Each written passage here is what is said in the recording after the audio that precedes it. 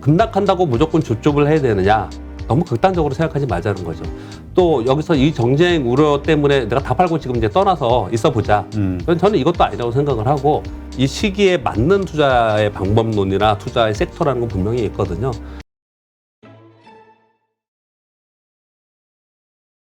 네, 오늘 모신 분은 교보증권 박병창 부장님이십니다. 안녕하세요. 예, 안녕하십니까. 네, 시장이 힘들 때 뵈니까 더 좋네요.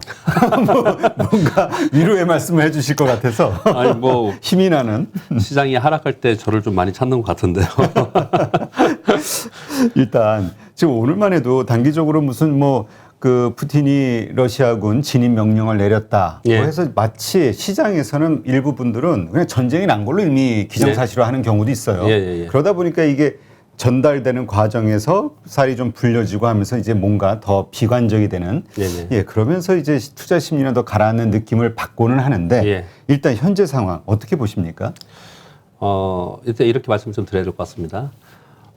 우리 금리 인상을 앞두고 시장이 한 차례 레벨 다운 됐죠. 그렇죠. 우리 시장은 거기에 LG에너솔루션 수급 왜곡 때문에 또 안 좋았습니다. 안 좋은 상태에서 지금 우크라이나발 악재가 대두가 되기 때문에 심리적으로 굉장히 취약한 상황이고 이게 우크라이나발 악재만으로 이렇다라고는 볼 수 없다. 이렇게 좀 말씀 좀 드리겠고요. 그리고 일단 여하튼 간에 지금 단기적으로 이게 가장 중요하기 때문에 이 뉴스에 의해서 시장이 올라갔다 내려갔다 그러는 거죠. 오늘 지금 화요일 날 좀 녹화를 하고 있지만 어제 같은 경우에 지난주 금요일 날 미국 시장이 굉장히 좋지 않게 끝났고 그렇죠. 주말에도 굉장히 좋지 않은 뉴스가 있었습니다. 그래서 어제 우리 시장이 굉장히 안 좋을 거라고 걱정을 많이 했는데 어제 코스닥은 플러스에 끝났고 코스피는 보합권에 끝났어요. 근데 어제 그랬던 이유는 마크롱 대통령과 푸틴이 전화 통화를 했다. 그리고 바이든 대통령과 회담을 할 것이다. 이런 내용이 나오면서 반등을 좀 한 부분이 있거든요. 물론 우리나라 내부의 수급이 바뀐 부분이 있습니다. 이거 좀 이따 말씀드릴게요. 물론 그냥 뉴스만 갖고 반등한 건 아니고 수급도 그렇죠. 지금 바뀌고 있는 상황이거든요.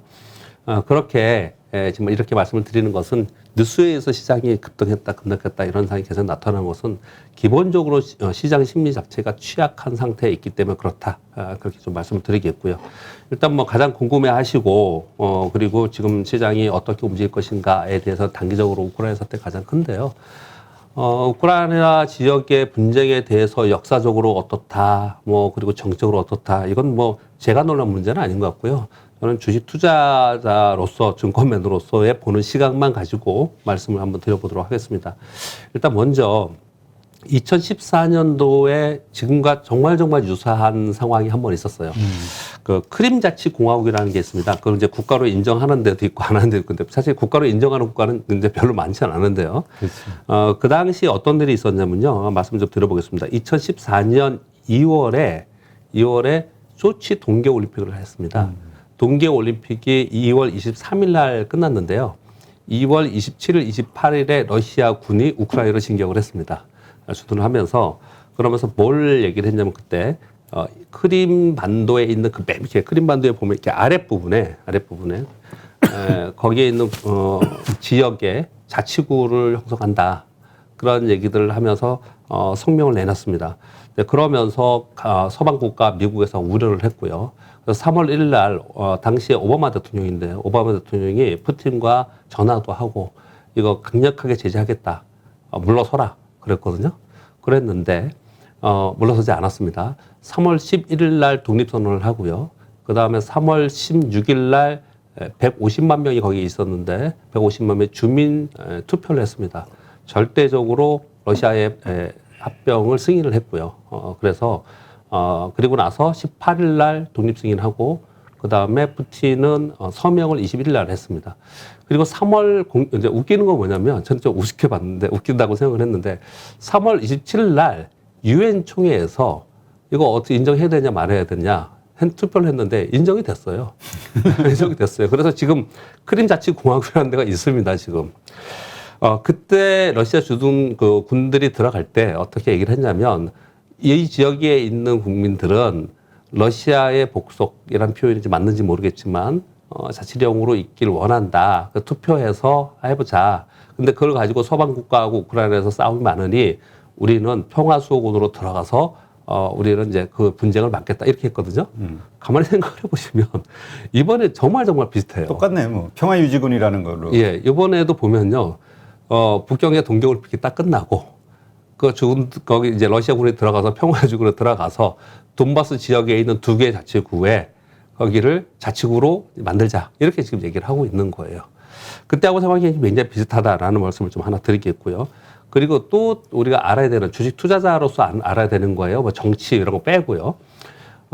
그 당시에 그러면은 미국이나 아니면 서방 국가에서 가만히 있었냐? 안 그랬습니다. 강력한 대러 제재를 한다고 하면서 푸시를 했습니다. 그리고 실제로 러시아의 주요 인물에 대한 여행 금지 그리고 자금의 동결 금지 뭐 이런 것들을 했었고요. 그리고 일본이 가장 적극적이었는데 대러시아의 뭐 무역 공조 이런 것들을 하지 않는다 그랬었고요. G7의 공동 성명을 발표하고 그랬습니다. 그랬는데 결국은 결과론적으로는 크림자치공화국이 생기고 유엔 총회에서 승인하면서 유야무야 돼버렸어요, 그냥. 푸틴이 하고 싶은 대로 다 했다. 예. 그러면서 그냥 그 지역의 분쟁이 계속해서 여기까지 있는 거예요. 첫 번째는 그때하고 지금하고 상황에서 미국이나 그리고 서방 국가에서 이렇게 강력하게 푸시를 안 했느냐, 똑같이 했다라는 거예요. 그러면 그때하고 지금하고 다르지 않냐라고 이제 뭐 말씀을 또 하시겠지만은 그때도 엄청나게 이게 사회적 이슈가 됐고 큰 문제가 될 것처럼 정말 큰 전쟁이 일어날 것처럼 그랬습니다. 그렇지만 그렇게 시간이 흘러가면서 건의가 됐다. 요 말씀을 드리겠고요. 그 다음에는 미국이나 서방 국가에서 대러 제재를 할 때 어느 쪽에 수출 대러 제재를 많이 할 거 아니에요. 근데 가장 생각을 많이 하는 게 어제 우크라이나가 13% 폭락했잖아요. 근데 폭락한 걸 어디서 많이 빠졌냐면 정유주 그리고 에너지 가스 이쪽이 폭락을 했습니다. 러시아에서요. 많이 빠졌거든요. 근데 요거는 왜 그랬냐면 지금은 그쪽을 제재하겠다라고 지금 얘기를 하고 있기 때문이거든요. 그렇죠. 그런데 실제로 우리나라 같은 경우에는 우려를 하는 건 어떤 쪽에서 우려를 많이 하는 거냐면요. 우리나라가 러시아에 수출하는 품목에 영향을 받을까 봐 걱정을 많이 하는 거예요. 근데 그쪽에 우리가 스마트폰, TV를 비롯한 가전이나 이런 부분들의 수출이 상당히 있고 그리고 그쪽으로부터 원자재라든지 원유가스에 수입하는 게 있기 때문에 물가가 오를까 봐 걱정을 하는 부분이 있다. 요게 두 번째 우리가 알아야 될 부분이고요. 그럼 마지막으로 그 당시에 미국 시장이나 우리나라 시장은 어땠냐? 여러분 쳐보시면 아시겠지만 뭐 차트 보면 아잖아요. 과거의 차트는 2014년 3월이거든요. 그때가 2014년 3월에 나스닥 기준으로 봤을 때 나스닥은요 3월에 4%가 월중 저점이었고 종가는 마이너스 2.5%였고요. 5월에 3월이고요. 4월은 저가가 마이너스 6%, 종가는 마이너스 2%로 마감을 했습니다. 그리고 그 다음부터는 그냥 올랐어요. 그리고 우리나라는 어땠냐? 3월에 코스피가 마이너스 3%에서 종가는 그냥 보합고로 마감을 했고요. 4월에는 마이너스 2.5% 월중 저점이었고요. 종가는 1.2% 하락으로 마감을 했어요. 즉 변동성이 없었던 건 아닙니다. 영향을 안 받았던 건 아니고 그리고 그것으로 해서 큰 우려를 했던 거는 지금하고 똑같이 우려를 많이 했다라는 거죠. 그렇지만 결국은 어떤 방향이든 간에 물리적 충돌이 일어나서 전쟁으로 확전되지 않는 상태여서는 이것이 마무리되면서 시장은 그냥 그 단기적인 또는 일정 구간의 노이즈로 끝났다라는 거거든요. 그래서 그때하고 지금하고 상당 부분 비슷한 움직임을 가지고 있다라는 그런 플로우를 보면서 요번에 이 뉴스를 좀 보자. 왜냐하면 지금 뉴스들이 가짜 뉴스, 뭐 오보들이 엄청나게 많아요. 왜냐하면 또 이때가 또 언론사로서는 사람들의 관심이 쏠리니까. 그렇죠. 예, 이때가 또 장사 대목이잖아요. 네, 그렇죠. 그러니까 그런 뉴스들은 분명히 우리가 듣긴 하지만 과거에 아주 유사한 사례가 있기 때문에 그 사례와 비교를 했을 때 시장의 흐름이 무엇이다. 그리고 앞으로 미국과 서방에서는 어떻게 하겠구나. 또 러시아 푸틴은 어떻게 할 거냐. 그때도 푸틴이었습니다. 러시아에서는 그때도 푸틴이었기 때문에 어떻게 하겠구나. 이런 생각들을 좀 고려하면서 보는 것이 어떤가 이렇게 생각을 좀 하겠고요. 근데 그때하고 지금하고 다른 점은 분명히 한 가지가 있습니다. 한 가지는 뭐냐면 지금은 전 세계가 인플레이션 때문에 우려를 하고 그래서 긴축으로 들어가는 과정 속에 그렇죠. 있잖아요. 그런 과정 속에서 대러시아 제재를 해서 이거 원자재 가격이나 아니면 에너지 가격이 급등해서 가뜩이나 좀 어려운 상황인데 이따가 다시 한번 말씀드리겠지만 이거 이러다가 정말 경기 둔화가 돼서 스태그플레이션이 되는 게 아니냐 이런 걱정을 많이 하는 거거든요. 그런데 제가 하나 더 말씀드릴게요. 2014년 3월에 유가 WTI 기준으로 유가가 얼마였냐? $100였습니다. 100달러였어요. 지금 92달러잖아요. 그렇죠. 어찌 생각해보면 이런 생각도 들어요. 제가 제 영역의 밖의 얘기이긴 하지만 유가가 이렇게 많이 올라와 있으니까 푸틴 러시아에서 좀 자신감을 얻는 게 아닌가. 이런 타이밍에 그런 것들을 하는 게 아닌가. 저쪽에서 우리를 예. 그 아무리 마음에 안 들어도 예. 건드리지 못할 것이다. 뭐 그런 것들도 상당 부분 작용이 되고 있다라는 부분을 하고요. 그리고 미국과 중국의 러시아의 정적인 부분도 상당히 있는 거죠. 미국이 올해 바이든 대통령이 욕을 많이 먹고 있는 진짜 그게 옳고 그름을 저는 모르겠습니다. 그런데 그 중에 하나가 아프가니스탄에서 철군한 것이 있었잖아요. 그런 것들도 상당히 많이 작용을 하고 그렇죠. 있는 것이죠. 철수가 잘못됐다고. 예. 그런 것들도 지금 작용을 하고 있는 거고 또 그런 과정 속에서 또 지금 미국은 어떤 걸 하고 있냐면은 이란의 핵 협정을 하고 있잖아요. 이란의 핵 협상이 잘 되고 있다고 해요. 그러면서 한쪽으로는 왜냐하면 유가가 더 올라가면 안 되니까 한쪽으로는 그렇죠. 이란하고 협상을 하고 있단 말이에요. 근데 이런 타이밍을 푸틴이 노린 거죠. 근데 이렇게 생각을 해보면 상당히 전략적이고 정치적인 부분이 많이 포함되어 있다. 우리가 항상 어떤 악재가 발생을 할 때 주식 투자자는 뭘 생각을 하는 거냐면 이 악재로 인해서 글로벌 경기가 우리나라 경기 지표가 하향되느냐, 기업의 이익이 하향되느냐라는 재료로 이게 지속적으로 작용을 할 것이다. 그러면 이것은 시장의 중요한 악재입니다. 그렇죠. 근데 그렇지 않은 부분이라고 정치적인 부분이다 이렇게 판단이 되면은 그것은 기간의 조정일 가능성이 상당히 있다는 거죠. 지금 이 상황이 어떤 부분이라고 정확하게 우리가 명명할 수는 없지만 그렇지만 전체적으로 그동안의 우리 역사적 경험을 통해서 이런 일이 있었다라는 것들을 좀 생각하시면서 지금의 상황을 좀 사태를 보시는 것이 어떤가 그렇게 말씀을 드리고 싶습니다. 네. 그러니까 이제 우리가 지금 생각하고 있는 게 보통 이런단 말이죠. 만약에 푸틴이 우크라이나 안에 들어가고 전쟁이 실제로 나면 예. 서방에서 가만히 있지 않을 것이다. 그러니까 예. 이게 이제 전면전으로 비화되지 않겠냐. 예. 그 행위 자체가. 예. 근데 이제 우리 박병창 부장님 말씀은 예. 과거 크림반도에서 그랬던 예. 것처럼 어떤 그런 일이 발생한다 해도 결국에는 전쟁이 나지 않을 수밖에 없는 환경이다. 예. 이렇게 보시는 걸로. 예, 그때도 그 안에서 마치 이제 국지전처럼 뭐 이런 것들이 좀 있었거든요. 또 한 가지 측면은 우리가 걱정하는 이유가 있긴 있죠. 왜냐하면 저 중동이나 아프리카 지역에서 국지전이 일어나는 거는 우리는 그냥 뭐 있었나? 이러잖아요. 그렇죠. 근데 이번에 이거는 나토군은 미국과 유럽의 국가이고 여기는 소비에트 연방 옛날에 있었던 여기지 않습니까? 이렇게 충돌했을 때는 이건 강대강이 되지 않겠냐.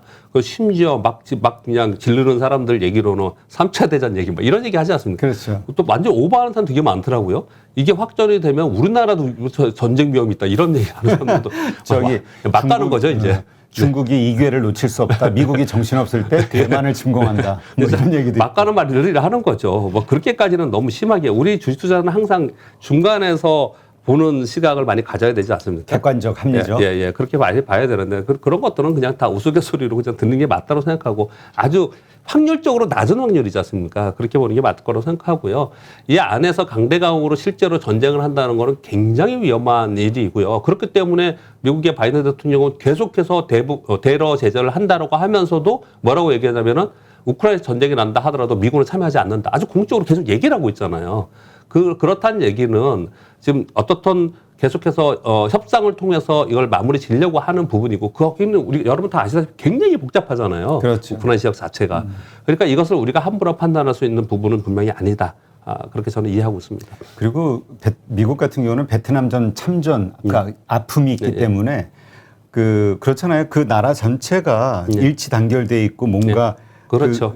한국 같으면 아마 좀 다를 거예요. 근데 보니까 뭐 정치인서부터 상류층이 뭐 지도층이 다 부패해 있고 오랫동안 뭐 이러저런 문제들이 많고 국론도 분열돼 있고 뭐 하여튼 이러저러한 문제에 남의 나라 일에 쉽게 끼어들지는 못할 것 같다라는 생각이 얼핏 들더라고요. 전반적으로 일치 단결해서 친미, 친서방이라면 그러면은 뭐 해볼 만한데 그 국가에 있는 국민들 자체가 친러 국민들도 상당히 많이 있는 상태인데 쉽지 않은 부분이다 이렇게 생각을 하고 있습니다. 그렇다면 이러한 이슈, 정치적인 이슈, 우크라이나 상황으로 이제 주가가 이제 급락을 하기도 하고 또 좋은 뉴스 나면 또 급반등하기도 하고 이게 참 어렵단 말이에요. 변동성이 정말 심해졌어요. 뉴스 한 줄에 짝짝 바뀌니까 이럴 때 투자자로서 어떤 마인드, 어떤 그 자세를 유지해야 될까요? 예, 저 개인적으로 제가 하고 있는 부분 그리고 제가 생각하는 부분을 좀 말씀드리면요.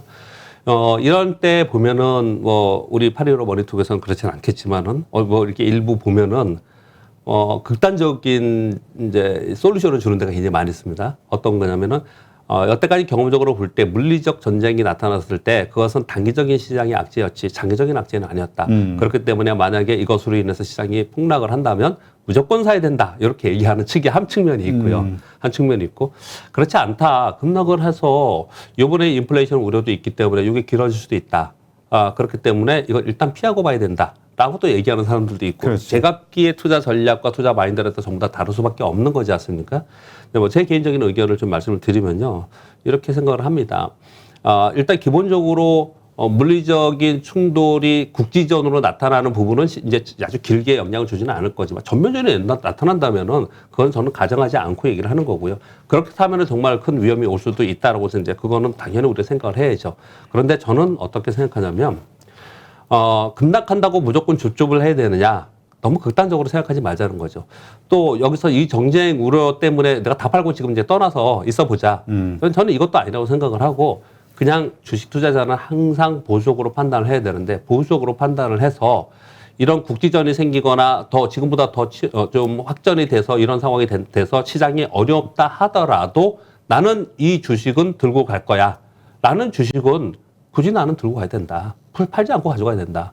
이렇게 생각을 좀 하고 있는 거고요. 근데 반대로 보수적이라고 관점에서 말씀드리는 거는 우리가 먼 미래를 보고 투자하는 주식들이 있잖아요. 그런 주식을 꼭 이런 시기에 내가 해야 되느냐. 불안한데. 스토리가 있는 그 성장주. 그런 주식들에 대해서는 시장이 평온하고 유동성이 풍부할 때는 적극적으로 하지만 지금 적극적으로 나서는 부분은 분명히 아니라는 거죠. 한마디로 표현을 드리면 내가 그 기업의 성장성을 가지고 그리고 실적에 대해서 내가 어느 정도 확신을 갖고 확률적 확신을 가지고 있었던 주식을 이러한 노이즈 때문에 내가 여기서 팔아야 되느냐에 대해서는 저는 그렇지 않다. 그래서 저도 지금 들고 있는 상황이고요. 근데 그렇지 않고 신규로 만약에 돈이 있어 사겠다. 근데 이런 것들을 먼 미래를 보고 나 여기서 지금 떨어졌으니까 사야 된다. 이거는 좀 더 기다려야 되지 않겠냐. 저는 그 정도의 판단을 좀 하고 있습니다. 네. 그러니까 이건 그냥 우리가 시장 자체로 놓고 보는 게 아니라 내가 들고 있는 주식의 성격, 요거에 따라서 달라질 수 있는 거네요. 저는 그렇게 보고 있습니다. 네. 그런데, 그럼에도 이미 들고 있는 분들이 편안하게 그런 전략을 쓰기에는 이미 너무 많이 물려버렸단 말이에요. 30%씩만 40%씩 그런 분도 있으니까. 이런 주식을 판단하는 거는 손실 확정이 되고 내가 다시 산다고 했을 때 과연 이 이하의 가격에서 살 수 있냐라는 생각을 하면 결국은 또 손절 못 하거든요. 손절이라는 그 차원에서. 맞습니다. 그러니까 이 손실을 확정하는 것에 대한 두려움이 어마어마하게 크죠. 그렇죠. 거의 대부분의 투자자들이 그렇고 난 죽어도 못한다 하시는 분들 되게 많아요. 사실 그동안에 보면 내가 이게 그래 우리 쉽게 하는 말 있잖아요. 우리 개인이 시장을 이기는 방법 시간의 싸움으로 가자. 네, 그렇게 얘기하는 분들이 굉장히 많은데요. 근데 이렇게 생각을 좀 하고 있습니다. 저는 이제 시장이 급락을 할 때가 가장 좋은 종목 교체의 타이밍이다라는 얘기를 주장을 많이 하고 다니지 않습니까? 저는 주식을 작년도 그렇고 재작년도 그렇고 계속 들으신 분들 이해하시겠지만 저는 주식을 무작정 장기 투자하는 것이 저는 옳다고 생각하지는 않습니다. 근데 그 시기마다 그 시기라는 게 아주 짧은 하루 이틀 얘기하는 게 아니고요. 올해 아니면 6개월에 이 시기에 맞는 투자의 방법론이나 투자의 섹터라는 건 분명히 있거든요. 그렇다면은 내가 A라는 주식을 들고 있는데 이 주식이 지금 말씀 주신 대로 더 이상 빠지진 않아요. 근데 앞으로 6개월 동안 얘는 여기 있을 거야. 라고 생각을 하고 지금 많이 빠졌는데 등락은 있지만 여기서 조금만 안정화 되면 얘는 얘보다는 먼저 올라갈 가능성이 있어.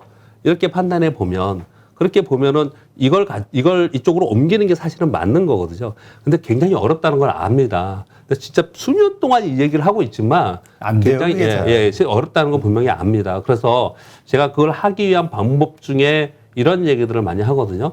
내가 1번부터 5번까지 주식이 있는데 이걸 주식으로 갖고 있지 않고 현금을 내가 현재 가지고 있어요. 그러면 1번부터 5번까지 중에서 나 이 주식은 사고 싶어. 하는 주식은 팔면 당연히 안 되는 거죠. 그런 주식은 오히려 지금 떨어졌으니까 더 사야 되는 거잖아요. 그렇죠. 근데 내가 현금으로 갖고 있는데 1번부터 5번 중에 3번 주식은 아예 별로 사기 싫어. 꼴 보기 싫어. 이건 싫어. 이건 언제 올라갈지도 모르겠고 지금 가망이 없어. 지금 시황을 보니까 내가 요즘에 공부해 보니까. 그러면 그거는 줄여도 된다는 거죠. 그 정도의 몽땅 팔고 내 이제 떠나야 된다. 이렇게까지는 말씀을 드리는 건 아니지만 내가 가지고 있는 종목 중에서 일부 정도는 그런 작업들을 좀 해놔야 되지 않겠냐. 그것을 다른 종목으로 교체하든 현금으로 가져가야 되는 그런 건 해야 되지 않겠냐라는 것이고요. 그러면 그런 기준은 무엇이냐. 당장에 앞으로 지금 요게 조금 마무리되면은 올해 주가가 오를 수 있는 종목은 들고 가야 되고, 뭐 못 오를 것 같은 거나 또 더 떨어질 거는 지금 이제 뭐 팔아야 되는데 그걸 모르겠다는 거잖아요. 그렇죠. 네, 그래서 여러분들이 이런 유튜브를 많이 보고 공부를 많이 하시는 거잖아요. 올해 전반적으로 군중의 심리가 산업 사이클이 올해는 실적이 좋아질 거라고 군중의 심리가 이동하는 것, 그리고 실제로 데이터, 숫자가 올라가는 것, 이 두 가지 측면에서 보는 거거든요. 뭐 물론 다 저도 오늘 그 얘기를 말씀드리겠지만 먼저 잠깐 언급드리면 지금 자금의 흐름은 소위 말하는 리오프닝으로 가고 있잖아요. 리오프닝으로 가고 있죠. 예, 이건 눈에 보이고 있지 않습니까? 그렇다면은 그쪽도 내가 쳐다봐야지 내 것만 들고서 계속 있는 것이 답이냐? 그것도 아니지 않겠냐? 그 정도 말씀을 드리는 거죠. 근데 이런 질문은 어떻게 생각하세요? 그러니까 리오프닝이 맞아. 예. 근데 이게 시작되는 시점이고 내가 앞으로 이렇게 더 커질 거라고 생각하는 어떤 상황이라면 예. 오케이인데 예. 지금 이미 그래도 많이 올라왔잖아요. 네네. 관련된 주식들이. 예. 이 오른 상황에서의 타이밍적으로 네네. 지금이 과연 맞느냐. 예. 리오프닝이 더 커지겠지만 예. 반대로 그러니까 또 이게 오른 주식에 들어가서 예. 내 거는 들고 있는 그렇죠. 거 왕창 빠졌는데 그렇죠. 지금 예. 또 왕창 오른 거에 들어가자니 예. 이게 두려운 거예요. 또 물리면 예, 또 맞습니다. 두려우니까. 예, 맞습니다. 근데 그 두 가지 측면에서 말씀드려보겠습니다.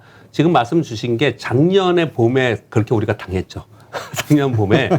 왜 그 작년 봄에 위드 코로나라고 얘기를 하면서 경기 민감주와 그리고 리오프닝에 관련된 주식들을 많이 권했고 많이 샀었어요. 그때 그렇죠. 사람들이요. 그랬다가 거의 반토막 났습니다, 사실. 그때 왜 그런 말이 나왔냐면 백신을 맞기 시작했을 때예요. 기억나실지 모르지만. 백신 맞으면서 이제 위드 코로나 된다 이런 얘기를 했었어요. 그렇지. 근데 결국은 안 됐지 않습니까? 더 강력한 확진자 수가 있었던 오미크론이 발생이 됐고 안 됐잖아요. 근데 이번에도 똑같이 안 될 수 있는 거 아닙니까? 빌 게이츠가 이상한 소리도 하고 있지 않습니까, 지금? 아, 뭐라 그래요? 못 들으셨습니까? 어제 그저께 나왔던 얘기인데. 못 들었어요. 이 코로나 바이러스가 아닌 새로운 질병으로 인해서 팬데믹이 또 일어날 거다. 이런 얘기 좀 하고 있잖아요. 그러니 이거는 우리가 알 수 있는 부분은 분명히 아닙니다. 그래서 제가 아는 한도에서만 말씀을 드리면 작년하고 올해하고 달라진 점이 확연하게 있어요. 작년보단 이번에 리오프닝이 더 강할 겁니다. 그건 뭐냐면요. 작년에는 리오프닝 주식을 한참 사서 주가 많이 떴었어요. 그랬다 고점에서 물려가지고 막 이제 떨어지고 그래서 많이 고생하신 분들 많이 있지 않습니까? 근데 그때는요, 얘들이 올라서 이걸 팔고 나서 다른 수익을 낼 수 있는 대체 섹터들이 있었어요. 작년에는. 대체 섹터들이 있었어요. 작년에 기술주도 좋았고, 메타버스도 좋았고, LF도 있었고, 좋았던 섹터들이 있었습니다. 그런 섹터들이 있었는데, 올해는 작년하고 다르게 그 섹터들이 많지 않아요. 뭐 때문이냐? 올해 금리 인상 때문에 그래요. 금리 인상 때문에 성장주들은 지금 때려 맞고 있는 상황이라서 실제로 작년에보다 환경 자체가 경기 민감주나 리오프닝주가 더 부각이 될 수 있는 상황이 만들어졌다. 그래서 작년하고 좀 다르다. 요 말씀을 드리겠고요. 그리고 그 아까 말씀하신 거에 두 번째 좀 여러분께 그 팁을 좀 드리면 우리가 많이 올랐다가 아까 말씀 주셨잖아요. 그렇죠. 많이 올라온 거를 확인하고 사면은 야, 나 또 고점에 몰리는 거 아니야? 항상 그렇게 생각이 드는 거잖아요. 근데 이번에 얘기하는 리오프닝주는 사실은 그렇게 많이 전고점 돌파하고 많이 올라간 상황은 아니에요. 작년에 고점 대비 예를 들어서 50% 빠져가지고 이제 한 10%, 15% 올라와서 여기서 지금 왔다 갔다 하고 있는 상황이거든요. 그럼 여기서 다시 떨어질 수도 있지 않냐. 그런 걱정을 하시는 거잖아요. 그래서 이제 그럴 때마다 약간의 스킬이 필요한 거죠. 그 스킬이 뭐냐면 우리 기술적 분석에서 얘기하는 역 헤드앤숄더를 얘기하는 겁니다. 추세적으로 내려가던 주가가 저점을 찍고 반등했다가 다시 저점에 가지 않고 잠깐 빠졌다가 직전 고점을 돌파하는 모습이 나타나면 역 헤드앤숄더가 나타나는 거거든요. 역 헤드앤숄더가 나타났을 때 거기에 추종하는 것은 그렇게 크게 당하지는 않아요. 지수로 무슨 얘기냐? 그래서 제가 지수로 말씀드려볼게요. 미국의 나스닥이 요번에 금리 인상한다 그래서 1월에 폭락했잖아요. 그렇죠. 그랬다가 1차 매수 신호를 줬어요. 우리나라는 매수 신호를 한 번도 안 줬습니다. 제가 아는 기술적 분석으로는요. 여기서 반등을 주었다가 13,009포인트인가가 지금 직전 저점이거든요. 여기까지 아직 가지 않고 있어요. 가지 않고 있다가 지금 그 밑에 있는데 뭐 오늘 저녁에 빠진다면 좀 밑에도 가겠지만은 이러고 있다가 직전 저점을 13,000포인트를 깨지 않고 직전에 있었던 고점을 다시 돌파하면은 이게 역헤드 숄더로 가는 거거든요.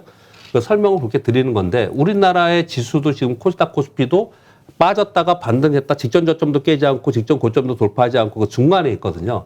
그래서 여기 확신이 우리가 없는 거예요. 똑같이 리오프닝 종목을 내가 어떤 종목을 타겟으로 잡았어요. 그게 백화점 주던 뭐 게임 뭐 카지노이든 아니면 요즘에 뭐 여행이든 화장품이 제일 많이 올랐죠. 화장품은 그렇죠. 아마 조금 약간 좀 겁이 나실 것 같아요. 근데 그런 종목들을 볼 때 이게 좀 더 갈 수 있을지 없을지에 대해서 전체적인 시황도 봐야 되고 섹터의 흐름도 봐야 되고 이익단도 봐야 되겠지만 그걸 다 보면서 우리 판단하기가 좀 어렵잖아요, 여러분. 그랬을 때는 차트라는 건 뭐냐면 사람들의 군중의 심리가 자 이거는 여기서 저점 찍고 올라갈 거라는 것을 판단하고 가는 것이거든요. 그렇기 때문에 그 종목 하나하나의 차트와 수급을 보면 수급은 왜 보냐?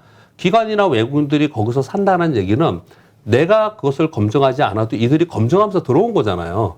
그러니까 그런 검증을 같이 내가 동반해서 간다는 거죠. 그래서 역헤드앤숄더의 패턴을 만드는 종목들을 위주로 거래를 하는 게 어떤가 그렇게 좀 말씀을 드려봅니다. 네.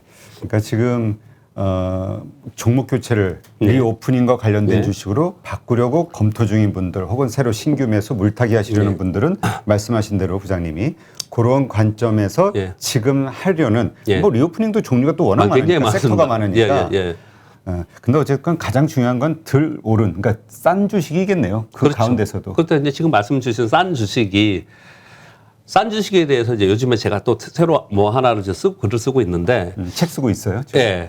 왜냐면 요번에 왜 그랬냐면요. 작년 한 해를 거쳐서 이렇게 생각해 봤더니 저는 이런 방송을 굉장히 오랫동안 2000년부터 방송을 하고 있는데 그냥 방송에서 뭐 돈 벌고 제가 방송인도 아니고 그러려고 방송한 게 아니고요. 원래 최초의 목적은 뭐냐면 이런 주식하는 방법이나 아니면은 또는 뭐 어떤 주식이 좋습니다라고 해서 리딩하고 뭐 이렇게 하고 싶어서 방송을 한 건 아니고요. 우리나라 개인 투자자들이 주식 시장에서 돌아가는 메커니즘, 독특한 메커니즘을 잘 이해를 못 하시는 분들이 굉장히 많았어요, 옛날에는요. 근데 요즘에는 굉장히 많이 알아요. 굉장히 많이 현명하십니다. 근데 전에는 정말 몰랐어요. 그래서 그런 방송을 많이 이제 하려고 했었고요. 그랬는데 이제 한 2년 동안 우리 팬데믹 지나고 나서 동학개미 운동이 벌어지고 한 2년 지났잖아요. 그래서 이제 알겠어. 시황도 좀 보고 차트도 알고 이제 대부분 많이 알겠어. 그랬는데 뭐 요번처럼 우크라이나 사태 일어나고 또 시장이 막 가던 게 급락하고 막 이런 일이 벌어지다 보니까 이거 도대체 왜 이러는 거지? 이런 심리에 대해서 또 좀 이해가 좀 안 되는, 아직 훈련이 안 된 부분이 상당히 있는 것 같더라고요. 그래서 제가 요 말씀을 드리려고, 제 책 얘기하려는 게 아니고요. 아직 멀었습니다. 이제 시작했으니까. 그런데 무슨 말씀을 드리려고 하냐면 좀 전에 지금 대표님께서 자, 싼 주식이라는 표현을 썼잖아요. 싼 주식이라는 거는 어떤 전문가가 나와서 이게 쌉니다. 애널리스트가 나와서 자, 평가를 해보니까 얘 가치 대비 쌉니다. 이렇게 해서 그 주식이 거기에 저점을 찍고 간 게 아니에요. 싼 주식은요, 군중의 심리가 싸다고 인정이 돼야지만 싼 거예요. 그러니까 내가 스스로 그걸 결정하는 게 아니라 시장이 결정하고 있어야 정답입니다. 그렇게 항상 생각을 해야 되거든요. 지금은 여기서 많이 떨어졌는데 나는 싸다고 생각을 해. 근데 남들은 그렇게 군중을 생각하지 않으면 내가 생각하고 나서 보다 더 많이 떨어지는 경우도 있고 내가 팔았는데 많이 올랐다고 생각하는데 더 많이 내는 경우도 많잖아요. 그러니까 전반적인 군중의 심리가 이게 싸다라고 느끼는 순간에 그건 누가 가르쳐 주는 것도 아니고 그날로 찍은 게 아니에요. 그게 어느 순간에 공감대 형성이 되는데 그 공감대 형성이 될 때 어떤 현상이 나타나냐, 시그널이 나타나냐, 우리는 항상 그런 생각을 하는 거거든요. 그러니까 지금 리오프닝 주식에 대해서 많은 사람들이 요즘에 거의 모든 방송에 리오프닝 주식 얘기를 하고 있지 않습니까? 근데 모두 다들 그렇게 얘기를 하고 있는데 이게 진짜인지 아닌지 아직도 여러분도 그렇고 저도 그렇고 확신이 안 되잖아요. 확신이 안 드는데 얘네들이 확신이 드는 어떤 순간이 분명히 있을 거라는 거죠. 그런 확신이 드는 순간에 주가가 많이 올라올 수 있으니 나는 미리 준비를 하고 있어야 되고 내가 이 오프닝 주에서 만약에 한다면 이익단에서 어떤 섹터에 어떤 종목에서 몇 가지를 골라놔야 되는 상황이고요. 그렇게 골라놓은 상황에서 어떤 시그널이 나오는데 그 시그널 그냥 제가 자꾸 빙빙 돌려서 얘기하는데 어떤 시그널이 나오냐면요. 지금처럼 찔끔찔끔 올라가고 이런 게 아니고요. 다 같이 그냥 한꺼번에 장대형으로 섹터 자체가? 섹터 자체가 그쪽에서 한꺼번에 오르면서 대량의 거래가 터집니다. 그러니까 확실하게 심리가 그쪽으로 가는 게 보이거든요. 그런 것들을 준비를 하면서 내가 있는 사람하고 그리고 그런 거 다 보고 나서 나중에 해야지. 이거하고는 이제 완전히 차원이 달라요. 그래서 항상 얘기를 하는 거는 준비를 하자라는 차원에서 말씀을 드리고 있다. 그렇게 생각합니다. 여기에서의 준비라는 거는 계속 이해가 튈 것 같아. 그러니까 그 징조를 보고 튈 것 같은 순간에 나는 액션 취할 거야라는 준비는 항상 하고 있어야 된다는 거죠. 예. 알겠습니다. 그러지 않으면은 다 말씀하신 대로 크게 오른 다음에나 그때는 좀 더 못 사요. 예, 이제 근데 못 사요. 여기서 남들 팔면 어떻게? 나 그때 물리면 어떻게? 못 그러면서 사거든요. 계속 또 올라가고. 예, 그렇습니다. 알겠습니다.